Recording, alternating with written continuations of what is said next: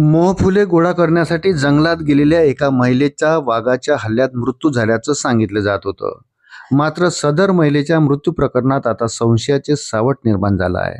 सुरुवातीला तिचा मृत्यू वाघाच्या हल्ल्यामुळे झाला असावा असे मानले जात होते, परंतु घटनास्थळावरील परिस्थिती आणि शवविच्छेदन अहवालाने गंभीर प्रश्न निर्माण केले असून या प्रकरणाला एक नवीन वळण मिळालं आहे. वाघाच्या हल्ल्याचा बनाव रचून त्या महिलेची पूर्वनियोजितपणे हत्या करण्यात आली असावी असा संशय पोलिसांनी वर्तवला आहे. ही घटना उघडकीस येताच धानेगाव आणि आसपासच्या परिसरात खळबळ उडाली.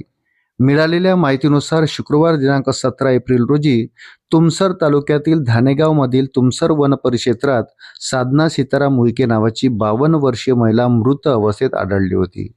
महिलेचा मृतदेह जंगलात आढळून आला. प्राथमिक तपासात हा वन्य प्राण्याचा हल्ला असल्याचा अंदाज बांधण्यात आला होता, परंतु आता अनेक विसंगती समोर आल्या असून यातून हत्येचा संशय बळावला आहे. वन विभागाने सुरुवातीला वन्य प्राण्यांच्या हल्ल्याची शक्यता नाकारली होती.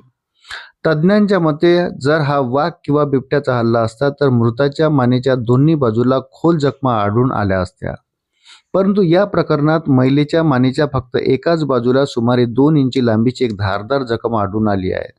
सर्वात धक्कादायक बाब म्हणजे रक्ताचे डाग असलेल्या ठिकाणापासून सुमारे 2.8 मीटर अंतरावर महिलेचा मृतदेह सापडला आहे.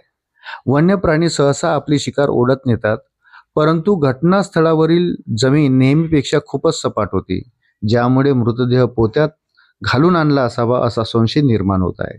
शिवाय मृतदेह 15 फूट खोल खड्ड्यात सापडला, ज्यामुळे अनेक प्रश्न निर्माण होतात.